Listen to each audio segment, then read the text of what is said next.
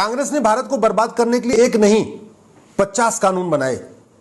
इसलिए मैं आपसे निवेदन करता हूं, एक बार वोट देने से पहले कांग्रेस के नेताओं से जरूर पूछना, एक बार वोट देने के पहले कांग्रेस के नेताओं से यह पूछना कि तुमने गुलामी का कौन सा निशान मिटाया। इतने साल सत्ता में रहने के बाद समान शिक्षा क्यों नहीं लागू किया, समान नागरिक संहिता क्यों नहीं लागू किया, घुसपैठ के खिलाफ कठोर कानून क्यों नहीं बनाया, धर्मांतरण के खिलाफ कठोर कानून क्यों नहीं बनाया, जनसंख्या नियंत्रण, जनसंख्या विस्फोट रोकने के लिए कठोर कानून क्यों नहीं बनाया, तुमने अश्लीलता नियंत्रण के लिए कानून क्यों नहीं बनाया, तुमने नशा के खिलाफ कठोर कानून क्यों नहीं बनाया, तुमने भारत के संविधान को लागू करने के लिए क्यों नहीं बनाया, तुमने वेद पुराण को जन जन तक पहुंचाने के लिए वेद पुराण को शिक्षा व्यवस्था में शामिल क्यों नहीं किया, तुमने भगवत गीता और रामायण को एजुकेशन में क्यों नहीं डाला, तुमने सेकुलर शब्द भारत में क्यों जोड़ा, तुमने सोशलिस्ट शब्द भारत में क्यों जोड़ा। ये आप कांग्रेस वालों से पूछना।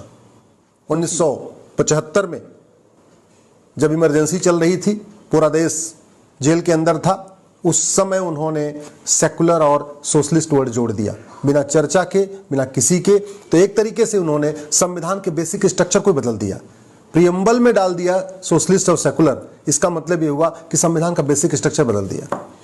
फिर उसके बाद 1984 में राजीव गांधी को एक ऐतिहासिक बहुमत मिला, 400 सीट से ज्यादा मिली। उस समय नारे लगते थे अब की बार 400 पार, अब की बार 400 पार, और 404 सीट मिली। अगले साल 1985 में राजीव गांधी ने सिटीजनशिप एक्ट को बदल दिया और पूरे देश के घुसपैठियों, खासतौर पे जो असम के घुसपैठिए थे, उसका उनको लाभ मिल गया। ये सिटीजनशिप एक्ट कहता है सेक्शन 6 से कि जो असम में आ चुके हैं घुसपैठिए 71 तक, ये सब सारे के सारे नेचुरल वे में भारत के नागरिक बन गए। और उसका फायदा ये हो रहा है कि जो 71 के बाद में भी आए हैं, 85 में आए, 90 में आए, 2000 में आए, 2010 में आए, वो भी कह रहे हैं हम 71 के पहले आए थे, क्योंकि कोई बॉर्डर पे पर्ची तो कटती नहीं है कहाँ कब आए हैं, वो तो अवैध रूप से आते हैं। तो घुसपैठियों को निकालने की बजाय, घुसपैठियों के खिलाफ कठोर कानून बनाने की बजाय राजीव गांधी ने 1985 में सेक्शन 6A जोड़ दिया। और ये सेक्शन 6A कश्मीर की आर्टिकल 35A से भी ज्यादा खतरनाक है।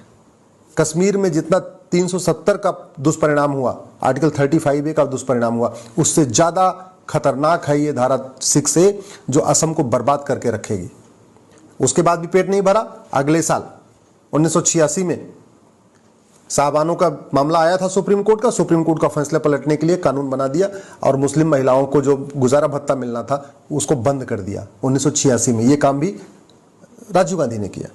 फिर उसके बाद इस देश में मुगलों के इलीगल काम को लीगलाइज करने के लिए कानून बना 1991 में, वो भी कांग्रेस ने बनाया था। आप जरा सोचिए, यहां पे हजारों की संख्या में मंदिर तोड़े गए थे, और किसके द्वारा? बाबर के जरिए, हुमायूं के जरिए। औरंगजेब ने तोड़वाया, अकबर ने भी तोड़वाया, गजनी ने तोड़वाया था, गोरी ने तोड़वाया था, अहमद शाह अब्दाली ने तोड़वाया था। हजारों की संख्या में मंदिर तोड़े गए थे। उन मंदिरों को रिस्टोर करने के लिए कानून बनाने की बजाय 1991 में कांग्रेस ने कानून बनाया जिसको प्लेस ऑफ वर्शिप एक्ट कहते हैं, पूजा स्थल कानून कहते हैं, और उसने सारे के सारे मुगलों के इलीगल काम को लीगलाइज कर दिया। 1588 में बाबर ने अयोध्या को तोड़ा। 1670 में औरंगजेब ने मथुरा भगवान कृष्ण की जन्मभूमि को तोड़ा।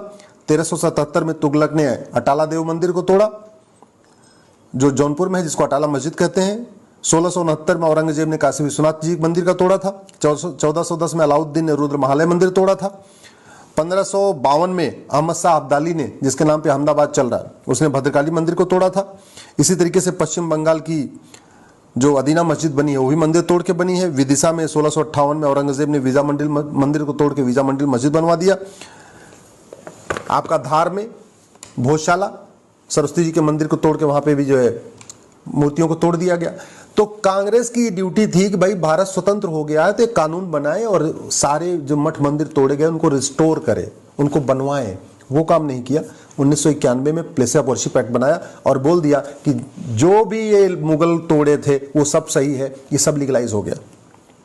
अगले साल 1992 में मुस्लिम्स को फायदा देने के लिए और हिंदुओं को आपस में बांटने के लिए, क्योंकि हिंदू लॉ के अनुसार, संविधान के अनुसार हिंदू, जैन, बौद्ध, सिख, ये हिंदू, जैन, बौद्ध और सिख ये चारों हिंदू कहलाते हैं। लेकिन 1992 में कानून बना के सिख को भी माइनॉरिटी बना दिया, जैन को भी माइनॉरिटी बना दिया, बौद्ध को भी माइनॉरिटी बना दिया। असली मकसद था मुस्लिम्स को फायदा पहुंचाना, लेकिन एक ही तीर से दो निशान साधा 1992 में। इसको कहते हैं माइनॉरिटी कमीशन एक्ट। अगले साल 1995 में वक्फ एक्ट बना दिया। मुस्लिम्स को पूरे देश की ज़मीन पर कब्जा करने के लिए एक वक्फ एक्ट बनाया 1995 में। अगले फिर 2004 में माइनॉरिटी एजुकेशन एक्ट बना दिया, ये काम मनमोहन सिंह ने किया था।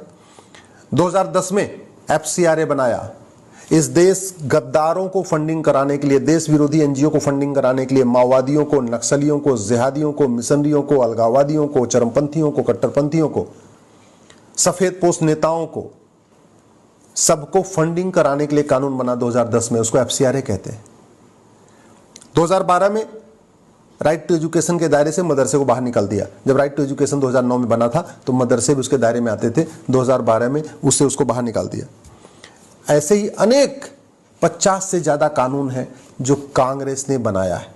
कांग्रेस ने गुलामी का नाम नहीं मिटाया, गुलामी का निशान नहीं मिटाया, गुलामी की परंपरा को नहीं खत्म किया, गुलामी के रीति रिवाजों को खत्म करने के लिए कुछ नहीं किया, गुलामी की भाषा को कम करने के लिए कुछ नहीं किया, गुलामी की पुलिस व्यवस्था को नहीं बदला कांग्रेस ने, गुलामी की न्यायिक व्यवस्था को नहीं बदला कांग्रेस ने, गुलामी की शिक्षा व्यवस्था को कांग्रेस ने नहीं बदला, गुलामी की प्रशासनिक व्यवस्था को कांग्रेस ने नहीं बदला, गुलामी की टैक्स व्यवस्था को नहीं बदला, गुलामी के जितने हमारे पुरानी परंपराएं चल रही थी कि गवर्नर जाएंगे तो ऐसे सैल्यूट होगा, ये जाएंगे तो ऐसे सैल्यूट होगा, ये जाएंगे तो ऐसे सैल्यूट हो जाएगा, वो कुछ नहीं बदला। हाँ, भारत की संस्कृति को, भारत की चिकित्सा व्यवस्था को, भारत की शिक्षा व्यवस्था को, भारत की परंपरा को, भारतीय ज्ञान विज्ञान को खत्म करने के लिए एक के बाद एक के बाद एक 50 कानून बनाए। इसलिए मैं आपसे निवेदन करता हूं, एक बार वोट देने से पहले कांग्रेस के नेताओं से जरूर पूछना, एक बार वोट देने के पहले कांग्रेस के नेताओं से यह पूछना कि तुमने गुलामी का कौन सा निशान मिटाया, तुमने गुलामी के खिलाफ कितने काम किए और तुमने वेद पुराण को क्यों नहीं लागू किया। तब तो ऐतिहासिक बहुमत था। आप कांग्रेस के नेताओं से पूछिए कि आपके तो पास 1950 से लेके नेहरू जी को लगातार ऐतिहासिक बहुमत मिल रहा था, इंदिरा जी को लगातार ऐतिहासिक बहुमत मिला, राजीव गांधी को तो 404 सीट मिली।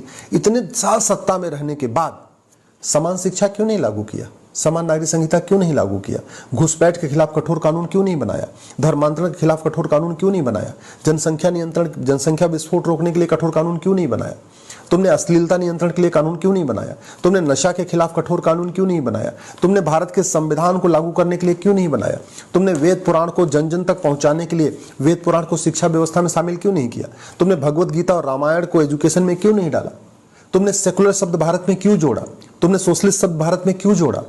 ये आप कांग्रेस वालों से पूछना, क्योंकि वैसे तो आपको मिलेंगे नहीं, लेकिन अब इलेक्शन आ रहा है तब ये कांग्रेस के नेता आपके पास आएंगे। और इस बार आप जो वोटिंग करना वो दिल लगा के मत करना, दिमाग लगा के करना। इस बार जो वोट देना वो सोच समझ के वोट देना।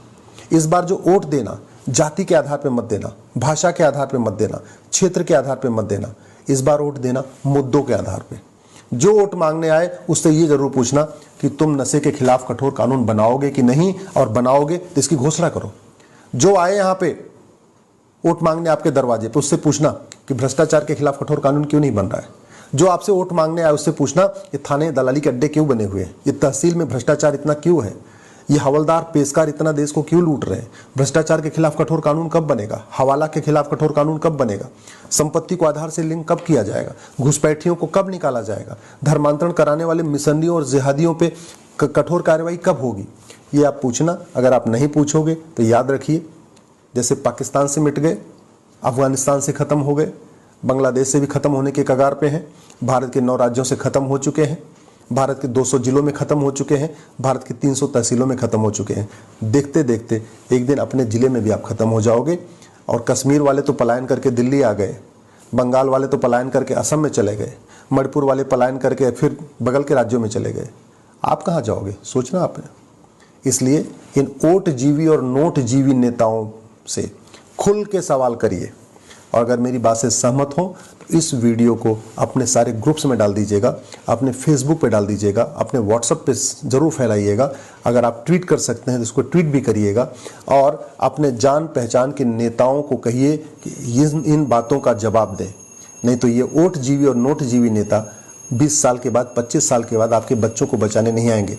आज का कठोर कानून आपके बच्चों को बचाएगा। आज के अच्छे नेता जिनको आप बहुत अच्छा मानते हो, ये 25 साल के बाद आपके बच्चों को बचाने नहीं आएंगे।